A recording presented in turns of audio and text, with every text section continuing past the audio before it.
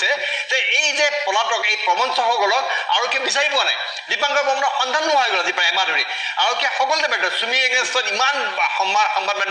বাতৰি ওলাই আছে কিন্তু এতিয়া খবৰ যে চুমিয়ে টাৰ্কিক নেপাল পালেগৈ পোখৰা পাতৰ ভাৰতৰ বাহিৰত যোৱাৰ চিন্তা কৰিছে চুমি বৰা আৰু টাৰ্কিক বৰাক বৰ্তমানে অসম পুলিচে বিচাৰি লগাইছে হাহাকাৰ কিন্তু চুমি বৰাক বিচাৰি পোৱা নাই এই পৰ্যন্ত বিশেষ সূত্ৰে জানিব পৰা গৈছে যে চুমি বৰা বৰ্তমান উপস্থিত হৈছেগৈ নেপালত নমস্কাৰ প্ৰিয় বন্ধু বান্ধৱীসকল আপোনালোকৰ ওচৰলৈ লৈ আহিছোঁ এটা গুৰুত্বপূৰ্ণ প্ৰতিবেদনটো প্ৰথমৰ পৰা শেষলৈকে চাব তেতিয়া সম্পূৰ্ণ কথাখিনি বুজি পাব প্ৰিয় বন্ধু বান্ধৱীসকল তেনেহ'লে আহক প্ৰতিবেদনটোৰ মাজলৈ যাওঁ জাল আচলতে সমগ্ৰ অসম জুৰি পেলোৱা হৈছিলে ইতিমধ্যে বহু লোক পলাই গ'ল কি হ'ব সেইখন লোকে ধন ঘূৰাই পাব নাপায় এই বিষয়ে মই অকণ জানিব বিচাৰিছিলোঁ আমাৰ সৈতে আছে অংশুমান বৰা জ্যেষ্ঠ অধিবক্তা মই তেওঁৰ পৰা জানিব বিচাৰিম এই ক্ষেত্ৰত আইনী ব্যৱস্থা কি হ'ব পাৰে মই আইনৰ দিশৰ পৰা এই ক্ষেত্ৰত কি ব্যৱস্থা হ'ব পাৰে অংশুমান বৰা মই আপোনাৰ পৰা জানিব বিচাৰিছোঁ অংশুমান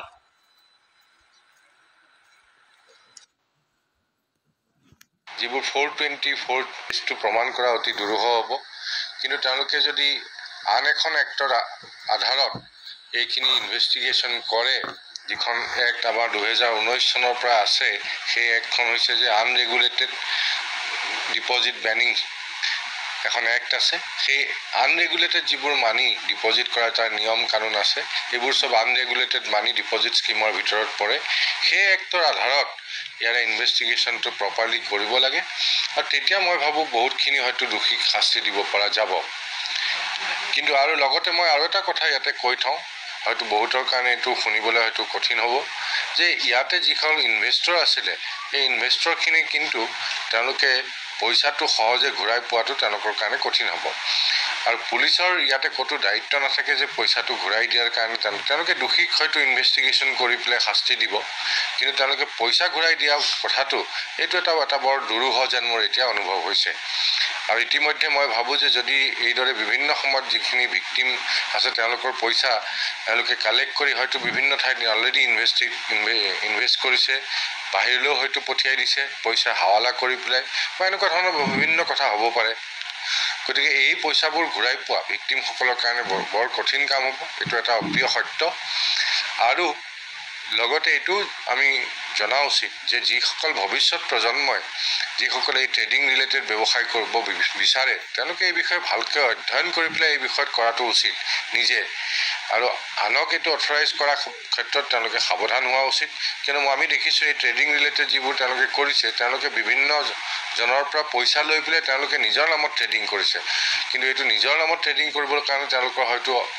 সেই লাইচেন্সো নাই মই অকণমান এই কথালৈ আহি মই আমাৰ মাজত ভাইলেট বৰুৱা ডাঙৰীয়ানী আছে মই আপোনাৰ পৰা জানিব বিচাৰিম যে এই যে তেওঁ এটা গুৰুত্বপূৰ্ণ কথা হৈছে যে আৰক্ষী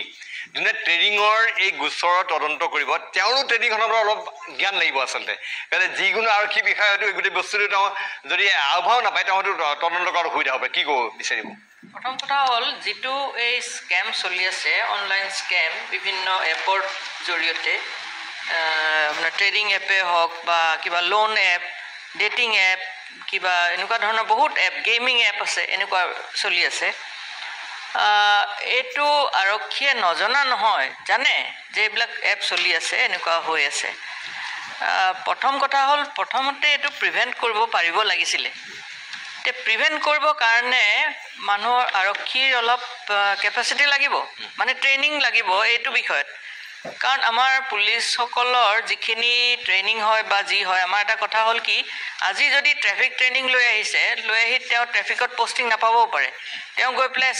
SBত বহি থাকিব তাৰপিছত আৰু এটা কিছুমান CIDৰ চাইবাৰ ক্ৰাইমৰ ট্ৰেইনিং লৈ আহি পেলাই কাইলৈ পৰহিলৈ দেখিব তেওঁ গৈ পেলাই বৰ্ডাৰ ব্ৰাঞ্চত বহি আছে গতিকে এনেকুৱা মানুহখিনি আমাৰ অলপ মানে যিখিনি ট্ৰেইনিঙৰ অসুবিধা এই অসুবিধাখিনি আছে আৰু যদিহে এনেকুৱা ডেডিকেটেড এনেকুৱা মানে আমাৰ টেকনলজিকেলি সাউন্ড বা এইবিলাক ফাইনেন্সিয়েল কথাবিলাকত বেছি জনা ট্ৰেইনিং পোৱা এনেকুৱা মানুহ যদি থাকিলে হয় CBI নিচিনা তেতিয়াহ'লে নিশ্চয় এইখিনি কথা আগতে প্ৰিভেণ্ট কৰিব পাৰিলে হয় কিন্তু অকল অসম পুলিচৰ কথা বা পুলিচৰ কথা কৈ থাকিলে নহ'ব কাৰণ ইয়াতে বিভিন্ন আমাৰ যেতিয়া ফাইনেন্সিয়েল লিটাৰেচি আমাৰ মাজত ইমান নাই বৰ্তমান যুগত চাইবাৰ ক্ৰাইমৰ থ্ৰু দি ফাইনেন্সিয়েল ট্ৰেনজেকশ্যন মানে আনৰেগুলেটেড কক ইললিগেল কক এইখিনি ফাইনেন্সিয়েল ট্ৰেনজেকশ্যনবিলাক অনলাইনত চলি আছে গতিকে এই বাকী যিখিনি এনফৰ্চমেণ্ট এজেঞ্চিজ আছে লাইক সেবি আছে CBI আছে বা ED আছে RBI আছে তেওঁলোকৰো বিভিন্ন মানে বিভিন্ন সুবিধা আছে টু মনিটৰ বা কি হৈ আছে কি নাই গতিকে তেওঁলোকে যদি এইখিনি কৰিব নোৱাৰিলে আৰু এতিয়া পুলিচৰ যে ইনভেষ্টিগেশ্যনৰ দিছে SIT গঠন কৰিছে বৰ ভাল কথা হৈছে SITত অলপ মানে স্কিল মানুহ আছে নিশ্চয় কিন্তু SIT যিখিনি সকলোখিনিতো স্কিল নহয় গতিকে এতিয়া আমি ভাবিছোঁ কি এনেকুৱা ধৰণৰ স্কিম মানে এনেকুৱা ধৰণৰ কেছ যিবিলাক এনেকুৱা এক্সপাৰ্ট লাগে সেই কেছবিলাক CBI বা এনেকৈ তেনেকুৱা এক্সপাৰ্ট এজেঞ্চিক দি দিয়া ভাল কাৰণটো কি মই আপোনাক এই কথা এইখিনিতে ক'ব বিচাৰিছোঁ অলপতে আজি এটা বাতৰি আহিছে ইতিমধ্যে হয়তো চৰকাৰে এই বিষয়ে মুখ্যমন্ত্ৰী হিমন্ত বিশ্ব শৰ্মা ইতিমধ্যে দিল্লীলৈ গৈছে আৰু তেওঁ কেন্দ্ৰীয় গৃহমন্ত্ৰী অমিত শ্বাহক আখ্যাত কৰি এই মুহূৰ্তত এটা ডাঙৰ বিগ ব্ৰেকিং এটা নিউজ এটা আচলতে যে অতি সোনকালে এই বিষয়টো লৈ এই গোটেই স্কেমখিনি তদন্ত কৰাৰ কাৰণে CBI হাতত অসম চৰকাৰে গোটেই দায়িত্ব অৰ্পণ কৰিব বিচাৰিছে এইটো শেহতীয়া খবৰ CBI ক অনুৰোধ কৰিব বিচাৰিছে মই অকণ আছোঁ বলক আপোনাৰ ওচৰত আকৌ এবাৰ মই আপোনাৰ ওচৰত আহিছোঁ আপুনি মই আকৌ এবাৰ মোৰ মনত খুদনি হৈ আছে যে 17 লাখ টকা 1 লাখ 1.5 লাখ টকা হেৰুৱাই আছে আপুনি তাৰপিছত আপুনি বিনিয়োগ কৰি আছে আপুনি কেনেকৈ ইমান টকা কেনেকৈ হেৰুৱাবলৈ হ'ল কেনেকৈ আপুনি আগতেই যিটো কথা তেওঁলোকে কৈছে আপুনি আগতে সাৱধান কিয় নহ'ল ছাৰ তেওঁ ক'লে যে মাৰ্কেটত 3 বছৰ সময় দিব লাগে 3 বছৰ মানে 3 বছৰ তেওঁৰ লগত শিকিব লাগিব ইনডাইৰেক্টলি যিহেতুকে তেওঁ কোৰ্চটোৱে তেনেকুৱা ডিজাইন কৰিছে 1 মহীয়া 2 মহীয়া বা 3 মহীয়া আৰু মোৰ এটা ভিডিঅ' ভাইৰেল হৈছিলে মোৰ লগত যোৱা মানুহে বনাইছিলে তাতে তেওঁৰ দদায়েক মানৱেন্দ্ৰ দাসে কৈছিলে যে আপুনি 1 মাহ বা 2 মাহ কৰি নহ'ব 4 মাহ 5 মাহ বা 1 বছৰ এতিয়ালৈকে ডেট মিনছ মানে তাৰ অৰ্থটো হৈছে 1 বছৰ 2 বছৰ আপুনি 3 বছৰ শিকি থাকিব লাগিব এতিয়া 3 বছৰ মই কিমান টকা লৈ শিকি থাকিম মোৰ হাতত সিমানখিনি টকা আছে নে নাই প্ৰথম কথা মই জানো আপুনি যে মাজতে কেইবা মাহো ধৰি আপুনি ঘৰৰ পৰা ওলোৱা নাই ঘৰৰ পৰা নোলাই পেলাই আপুনি ঘৰত সোমাই থাকি আপুনি ট্ৰেইনিং কৰিছে সেইটো মানে তেওঁ যেতিয়া ষ্ট্ৰেটেজিবিলাক শিকাইছিল টেকনিকেল এনালাইচিছ মানে support resistance trend line indicator এইবিলাক যেতিয়া শিকাইছিল সেইবিলাক ইয়াতে মই গোটেই প্ৰিণ্ট আউট কৰি লৈ আহিছোঁ আপোনাৰ চাৰ্টিফিকেট এবাৰ দেখুৱাওক হয় এইখন চাৰ্টিফিকেট দিছিলে তেওঁ ফ্ৰেমত দেখুৱালে অনুৰোধ কৰিছে এইখন ফ্ৰেমৰ ট্ৰেডিং ফৰ স্বপ্ননীল দাসৰ নিজে সাইন কৰা সহি কৰা এখন তেওঁৰ স্বাক্ষৰিত চাৰ্টিফিকেট মোক দিছিলে মই 1 মাহৰ সেই থিওৰি ক্লাছটো সম্পূৰ্ণৰূপে সম্পূৰ্ণ কৰাৰ কাৰণে আৰু এতিয়া তেওঁলোকে চাৰ্টিফিকেট আপোনাক দিয়া নাই চাৰ্টিফিকেট নহয় বুলি কৈছে এখন চাব ভালকে এখন চাৰ্টিফিকেট বুলি লিখা আছে স্বপ্ননীল দাস স্বাক্ষৰ আছে আৰু ইয়াতে তেওঁ সেবি ৰেজিষ্টাৰ্ড নাম্বাৰ বা কোনো অথৰাইজ একো নাম্বাৰ তেওঁৰ একো নাই এতিয়া এই যেতিয়া ছাপৰ্ট ৰেজিষ্টেঞ্চ টেকনিকেল এনালাইচিছ ষ্ট্ৰেটেজিবিলাক শিকালে যেনে ইণ্ডিকেটৰ শিকালে RSI MACD তাৰপিছত আপোনাৰ VWF ছুপাৰ 10 তেওঁ এইবিলাক শিকাইছিলে 921 EMA মানে 9 দিনৰ মুভিং এভাৰেজ 20 দিনৰ 21 দিনৰ 50 দিনৰ 200 দিনৰ এইবিলাক যেতিয়া ফেইল মাৰে তেতিয়া মই চালোঁ যে সেবিয়ে কিয় কৈছে যে 90% মানুহ ফেইল হয় আৰু বিফল হয় 10% মানুহে সফল হয় সেই 10%ৰ ভিতৰতো আকৌ তাতে গৈ 1% বা 1% থাকে তেতিয়া মই চালোঁ যে এইবিলাক মই প্ৰায় 6 মাহ তেওঁৰ লগত টিপছ লৈ মই কাম কৰি থাকোঁ কিন্তু 6 মাহ মই এইটোৰ ভিতৰত এনালাইচিছ কৰি চালোঁ এই ছাপৰ্ট ৰেজিষ্টেঞ্চ বা যিবিলাক ইণ্ডিকেটৰ শিকাইছিলে এইবিলাক 90% 80% ফেইল মাৰে যিবিলাক তেওঁ শিকাইছিলে তেওঁ বুলি নহয় আৰু বেলেগেও যিবিলাক শিকায় সেইবিলাক ফেইল মাৰে যিখিনিৰ ওপৰত নিৰ্ভৰ কৰি আমি ট্ৰেড লওঁ সেইখিনি যেতিয়া ফেইল মাৰে আমি 90% ফেইলাৰ আপোনাৰ দৰে আপুনি কিমানজন মানুহে এই ধৰণৰ ট্ৰেডিং কৰি আপুনি জানাত কিমানবিলাক মানুহ টকা লছ খাইছে আপোনাৰ জানা স্বপ্ননীলৰ লগত মই জানো 2900 মানুহে ফেইল হৈছে তেওঁৰ লগত 2900 তেওঁ 3000 শিকোৱা বুলি কৈছে 2900 তেওঁৰ লগত যিখিনি সমৰ্থক আহি আছে এইখিনি হ'ল কাৰেণ্ট যিখিনি তেওঁৰ লগত প্ৰশিক্ষণ লৈ আছে এইখিনিৰ পইচা অলৰেডি তেওঁৰ তাত সোমাই গৈছে বা কিছুমানে নেক্সট মাহৰ কাৰণে দিছিলে এইখিনি পইচা ৰিটাৰ্ণ নোপোৱাৰ কাৰণে নাপাম মাৰা যাব বুলি তেওঁলোকে তেওঁৰ সমৰ্থন কৰি আছে কিন্তু ছাৰ কি হয় যিখিনি মানুহে তেওঁৰ লগত লাইভ ক্লাছ লয় 1 মাহ তেওঁলোকৰ সাইকোলজি টোটেলি 100% খতম হৈ যায়, বেয়া হৈ যায়। কাৰণ কিয় তেওঁ এনেকুৱা ট্ৰেড ল'ব, তেওঁৰ কোনো লজিক নাই। আপোনালোকে এই ভিডিঅ'বিলাক যেতিয়া ৰিকভাৰ হ'ব তেতিয়া লৈ পেলাই হয়তো দেখুৱাব পাৰিব। তেওঁ মানে 3000 কোৱান্টিটি ল'লে 2 পইণ্ট খালে, আকৌ 600 বা 1000 কোৱান্টিটি 900 কোৱান্টিটি বেংক নিফটিত আকৌ তেওঁ এক্সিট কৰিলে, আকৌ এড কৰিলে। যাত মানে প্ৰপাৰ আপুনি চাওক, ট্ৰেডিং কৰিবলৈ এটা প্ৰপাৰ মাইণ্ডছেট লাগিব। তেওঁ কৈছে বা মই বেলেগ টিভি শ্ব'বিলাকতো মই চাই আছোঁ, সেই মাইণ্ডছেটটো তেওঁ নহয়। তেওঁ যেনেকৈ শিকাইছিলে ডিচিপ্লিন মেইনটেইন কৰি, ৰিস্ক মেনেজ, তেওঁ এইবিলাক একো নকৰে। তেওঁ শিকোৱা ষ্ট্ৰেটেজি একো ফ'ল' নকৰে, যিবিলাক কামত নাহে। তেওঁৰ জাষ্ট পইচা আছে, বেছি কোৱান্টিটি এড কৰিছে, 10 লাখ টকা লগাই দিছে, 50,000 টকা লাভ হৈছে। এইটো সৰু কথা। নবনীত বৰা কি ক'ব যে আছা বুলি যিদৰে প্ৰতাৰণা বুলি কৈছে, মই শুনি আছো, এইটো কি হয় একচুৱেলি স্কেল্পিং বুলি কয়। যে স্কেল্পিঙত কি হয়, আপুনি স্কেল্প কৰক, মানে জাষ্ট অকণমানকৈ আপুনি ঘৰত আনি থাকক পইচাটো যেতিয়া পাৰে, সৰু সৰু প্ৰফিটছ লওক, হাই কোৱান্টিটি কৰে, সেইকাৰণে স্কেল্প কৰা বুলি কয়। জাষ্ট ছালখন গুচাই দিয়ে যিটো কয় ন, স্মল টিডবিটছ আপুনি আনি থাকক, দিনত 30টা 40টা 50টা ট্ৰেড কৰে। তাৰ কাৰণে মই আগতেও আপোনাৰ শ্ব'ত আৰু বেলেগ শ্ব'তো মই কৈছোঁ যে আজি স্কেল্পিং সকলোৰ কাৰণে নহয়। স্কেল্পিঙত আপোনাৰ মাইণ্ড, আই, হেণ্ড কোঅৰ্ডিনেশ্যন এটা পাৰ্টিকুলাৰ লাগিব, যিটো আপুনি এনেকৈ কোৰ্চ কৰি শিকিবলৈ বহুত ডিফিকাল্ট। সেইটো এটা ইনবৰ্ণ টেলেণ্টৰ নিচিনাই হয়। যেনেকৈ ক্ৰিকেট চবেই খেলিব পাৰে, সকলো গৈ পেলাইতো ভাল বেটছমেন নহয়। তো সেই স্কেল্পিঙৰ যিটো ব্ৰেইন, আইজ আৰু হাতৰ কোঅৰ্ডিনেশ্যনটো লাগিব, সেই কোঅৰ্ডিনেশ্যনটো এনেকৈ কোৰ্চ কৰি শিকা নহয়। স্বপ্নলীয়ে যদি কৰিছে ছাকচেছফুলি, হয়তো কৰিছে কাৰণ তাৰ PL একাউণ্ট দেখুৱাইছিল বিবেক বাজাজৰ তাত, ডেফিনেটলি সেইটোত তাৰ গিফ্ট এটা আছে তেখেতৰ, যিটো কাৰণে তেওঁ পাৰ্চনেলি বস্তুটো কৰিব পাৰে। কুইক ডিচিশ্যন লাগিব, মানে হাফ আ ছেকেণ্ড ডিচিশ্যন লাগিব আপোনাৰ, যে মই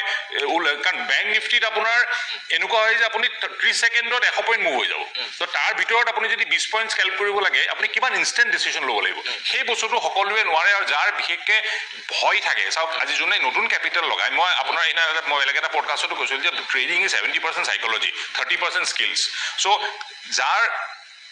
স্কেয়াৰ্ড কেপিটেল থাকে, যাৰ কেপিটেলটো লছ হোৱাৰ ভয় থাকে, তেওঁ কেতিয়াও ছাকচেছফুল ট্ৰেডাৰ হ'ব নোৱাৰে। আজি তেওঁলোকৰ সেইকাৰণে কি হৈছে যে এটা লছ খাই গ'ল, তেওঁলোকে ৰিভেঞ্জ ট্ৰেডিং কৰি আছে, যে আগৰ পইচাটো লছ হৈ গ'ল আৰু নতুন পইচা আনিছে আগৰখিনি ৰিকভাৰ কৰিবৰ কাৰণে। যদি সেইটো মেণ্টেল মডত সোমাই যায় নহয়, এজন ট্ৰেডাৰে কেতিয়াও ছাকচেছফুল হ'ব নোৱাৰে। উপায় নাই, সকলোৱে সোমাই সেইটো স্কেল্পিঙৰ কথাটো ক'লে। স্কেল্পিংটোত যেতিয়া 30-40টা ট্ৰেড ল'বৰ কাৰণে ছাৰে ক'লে যে স্কেল্পিঙত 30-40টা ট্ৰেড দিনত লয়। 30-40টা 4টা ট্ৰেড লোৱাৰ পিছত, 3টা বা 4টা ট্ৰেড লোৱাৰ পিছত যদি ষ্টপ লছ হিট হয়, লছ হয়, তেতিয়া সাইকোলজি বেয়া হৈ যায়। 30-40টালৈকেতো সেইজন মানুহ ট্ৰেড কৰিবই নোৱাৰে। 30-40টা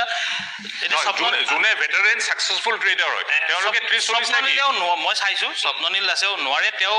গ্ৰীণ কেণ্ডল দেখিলে সোমায়, ৰেড কেণ্ডল দেখিলে ওলায়, 10 লাখ টকা কেপিটেল লৈ কৰি থাকে, তাৰ ভিতৰত 50,000 1 লাখ টকালৈ ওলাই আহে। আৰু যিদিনাখন হিউজ লছ হয়, তেওঁ ইমানেই যদি প্ৰ' ট্ৰেডাৰ, ইমান নলেজ আছে তেওঁ লছে খাব না, মানে লছ খায়। কিয় লছ? মই কথা ক'ব নোৱাৰে। ট্ৰেডিঙত 50% টাইম ছাকচেছফুল হোৱাই কোনটো কথা কৈছোঁ, তেওঁ কেনেকৈ স্কেল্পিং কৰে মই সেইটো। ট্ৰেডাৰ এজনৰ 100-200 ট্ৰেড লয় দিনটোত। তেওঁ 100-200 যেতিয়া ট্ৰেড ল'ব, 4-5টা ট্ৰেড ল'লে সাইকোলজিটো বেয়া হৈ যায়। যদি লছ হয় আৰু যদি প্ৰফিট হয়, ঠিকে আছে। তেতিয়া স্বপ্ননীল দাসৰ কি হয়? মই কথাটো কি ক'ব খুজিছোঁ যে আজি এওঁ যে ক'লে 2900 ষ্টুডেণ্টে তেওঁ হয়তো আনচাকচেছফুল হৈছে, এই মেছেজটো ছ'চাইটিত যোৱাটো বহুত দৰকাৰ যে ট্ৰেডিং এটা এক্সেপশ্যনেলি ডিফিকাল্ট বস্তু, অতি কঠিন বস্তু এটা, যিটো সকলোৰ কাৰণে জাষ্ট কৰিব নোৱাৰে। এতিয়া এওঁ যদি কথাখিনি ৰাইজক, মই আজি আহিছোঁ মনতে, মই ৰাইজক আৰু যাতে লোকচান নাখায় সেইটো কথা ক'ব লাগিছে। যি মানে অসম জুৰি প্ৰণীতা প্ৰগ্ৰেমটো চাই আছে মানুহে, মই এটাই ক'ব বিচাৰিছোঁ, এখেতে যিটো কথা ক'লে 94% লোকচান কিয় নামনি, এভাৰেজ 95%। মোৰ যিটো তথ্য মতে 95, মানে 100টাৰ ভিতৰত 95 লোকচান হয়। এই 5 ঠাই ভাল কৰে। এটা নৱনীত বৰাই ক'লে কিছুমান মানুহৰ নেচাৰেল গিফ্ট থাকে, চবৰে। মোৰ আমাৰ এটা গিফ্ট আছে, নৱনীতৰ এটা ফাইনেন্সিয়েল গিফ্ট আছে, মোৰ কিছুমান বিজনেছ ডেভেলপমেণ্ট গিফ্ট, চবৰে এটা ষ্ট্ৰেংথ থাকে। ষ্টক মাৰ্কেটৰ কিছুমান মানুহ এক্সট্ৰা ষ্ট্ৰেংথ থাকে। সেই মানুহবোৰ এই 5% এক্সট্ৰিমলি টেলেণ্টেড মানুহবোৰে যদি খেলিব পাৰে, তেওঁলোকে জিকে। তো তাৰ মানে ষ্টক মাৰ্কেটটো এটা ভয়ানক ৰিস্কি বিজনেছ। প্ৰথম কথাটো মনত দিয়া, এই কথাটো মাৰ্কেট নহয়, trading, stock trading, stock market is not trading. কিন্তু মই এটাই ক'ব খুজিছোঁ, stock trading, stock market as a whole এখন দেশৰ কাৰণে অতিশয় দৰকাৰী। পৃথিৱীত যিমানে আপুনি প্ৰগ্ৰেছিভ ষ্টেট আছে, আমেৰিকাই হওক বা ইজৰাইলে, এভৰিৱেৰ অতি এটা এক্টিভ ষ্টক মাৰ্কেট থকাটো অতি দৰকাৰ। ষ্টক মাৰ্কেটত ষ্টক ট্ৰেডিং হয়, বিভিন্ন ষ্টকৰ ট্ৰেডিং হয়। মই এটাই ক'ব খোজোঁ, ফাইনেন্সিয়েল আমাৰ বিত্তীয় সাক্ষৰতা, এই অনুষ্ঠানে যিসকলে চাই আছে, চ' গতিকে লোকৰ হাতত পইচা নিদিব যিটো বিশাল ফুকনে কৰিলে আমাৰ ডাক্তৰসকলে যোৰহাটৰ ডিব্ৰুগড়ত আমাৰ বহুত প্ৰফেচাৰে কৰিলে কি নিজৰ টকা এতিয়া তেওঁলোকক ধৰি লাভ নাই অসমীয়া মানুহ সহজ সৰল মানুহ কোনো এটা হাইপ ক্ৰিয়েট কৰি দিলে যে বিশালৰ হাতত পইচা দিলে সি 30% ৰিটাৰ্ণ দিয়ে এইটো যে পঞ্জি স্কিম ইয়াৰ পৰা পইচা আনি ইয়াত আনি দিয়ে চ' এতিয়া মই প্ৰথম কথাটো মই ক'ব কৈছোঁ নিজৰ পইচা লোকক বিনিয়োগ কৰিব নিদিওঁ মুখ্যমন্ত্ৰী এটা কথা কৈছে কিন্তু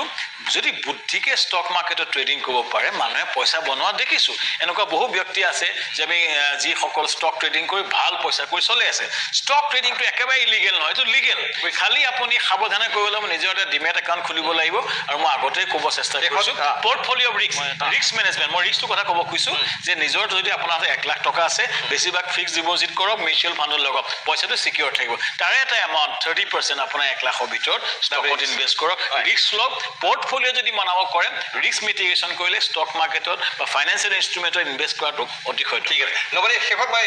বিৰতিলৈ যাম যোৱাতে মই আপোনাৰ পৰা এই কথা জানিব বিচাৰিম আপুনি দীৰ্ঘদিন ধৰি অনলাইন ট্ৰেডাৰ আপুনি লাভান্বিত হৈ আছে আপুনি লোকচান হৈ আছে মই এটা প্ৰফিটেবল আছে এইটো মই কনফিডেন্টলি কৈছো যে প্ৰফিটেবল এইবাৰ মই বহুত টকা টেক্সো পে কৰিছো গতিকে ট্ৰেডিং কিন্তু মোক কিমান বছৰ লাগিছে অলমোষ্ট আজি ট্ৰেডিং মই 2018 পৰা 6 বছৰ লাগিছে নবনী পৰা এতিয়া অন্য হৈ ট্ৰেডিং কৰে নকৰো মোকতো কিমানে কয় মোৰ লগৰবিলাকে বেয়া পাই আছে মই কৈছো ভাই 40 বছৰৰ দোস্তি মই পইচাৰ কাৰণে বেয়া কৰিব নোৱাৰো কাৰণ ইয়াতে কোনো গ্যাৰান্টি নাই ভগৱানৰ গ্যাৰান্টি দিব নোৱাৰে এনেকুৱা মানুহৰ মানে ফেইথটো হেৰাই গৈছে না এটা ট্ৰাষ্টটো নাই আচ্ছা এই কথা মই এইটোৱে বুজিছো যে হয় অনলাইন ট্ৰেডিঙৰ এই জালিয়াতিৰ কোবত বহু লোক আপোনাৰ ইতিমধ্যে তেওঁলোকে টকা হেৰুৱাইছে আমাৰ লগত বহি আছে আশাফুল তেওঁ নিজে এজন উদীয়মান যুৱক ব্যৱসায়ী তেওঁ নিজে প্ৰায় 17 লাখ টকা হেৰুৱাবলগীয়া আছে অসংখ্য লোকে আৰু সেই টকাৰে একাংশ কিন্তু মৌজ কৰিছে